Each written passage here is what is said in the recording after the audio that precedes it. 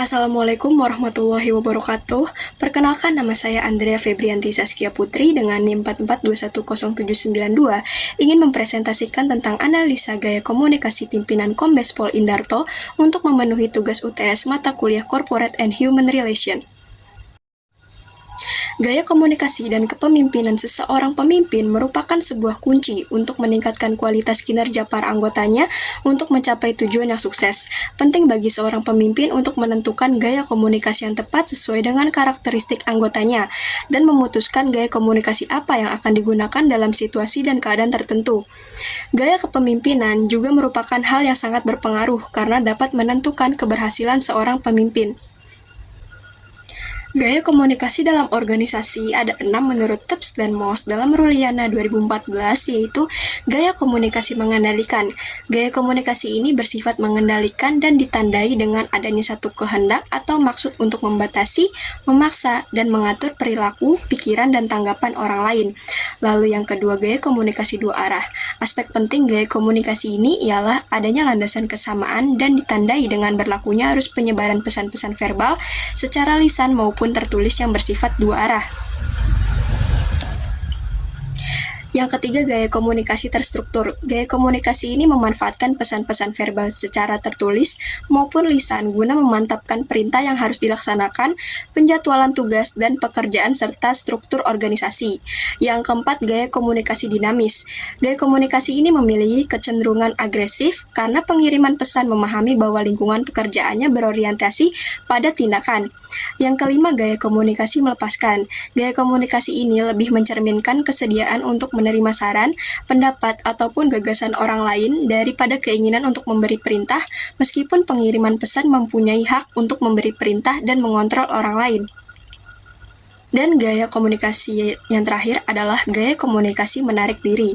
Akibat yang muncul jika gaya ini digunakan adalah melemahnya tindak komunikasi.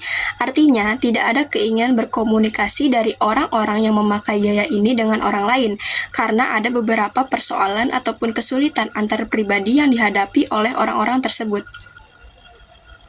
Profil dari Kombes Pol Dr. Indarto, beliau adalah Kepala Bagian Administrasi Penyidikan Biro Pengawas Penyidikan Bareskrim Polri, kelahiran tahun 1973 di Pontianak, Kalimantan Barat, meraih mimpinya sebagai polisi dari Akademi Kepolisian.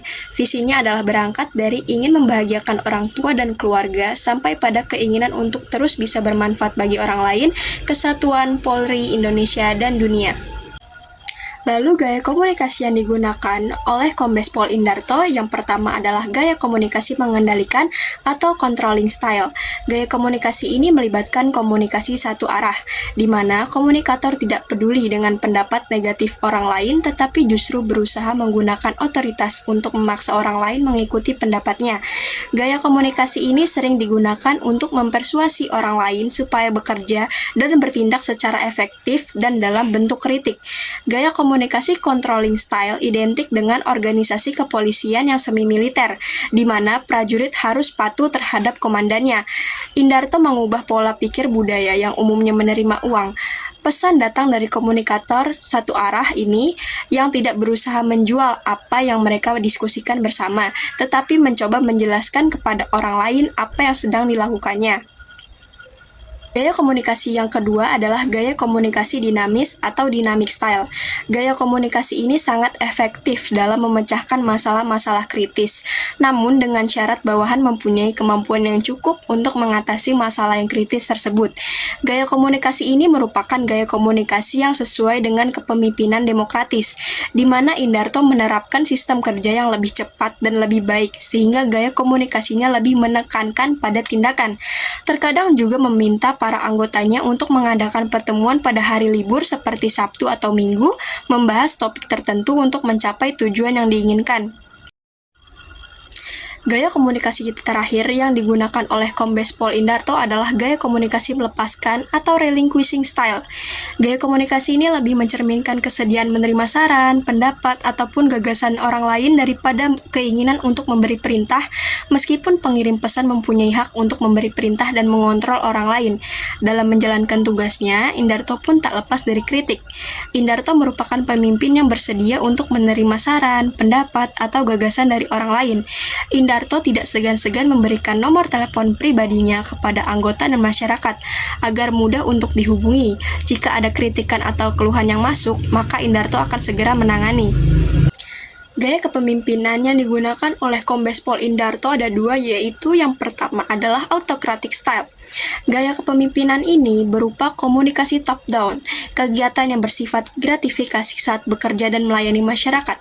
Dalam melakukan doktrin integritas ini, diperlukan pola otoriter. Bahkan pada saat itu, Indarto mempersilahkan anggotanya yang tidak setuju untuk pindah atau mengundurkan diri jika ada yang tidak bersedia mengikuti nilai-nilai integritas tersebut. Lalu yang kedua adalah democratic style. Dalam membuat keputusannya, khususnya untuk pelayanan publik, Indarto selalu menjelaskan ide yang ada dalam pikirannya.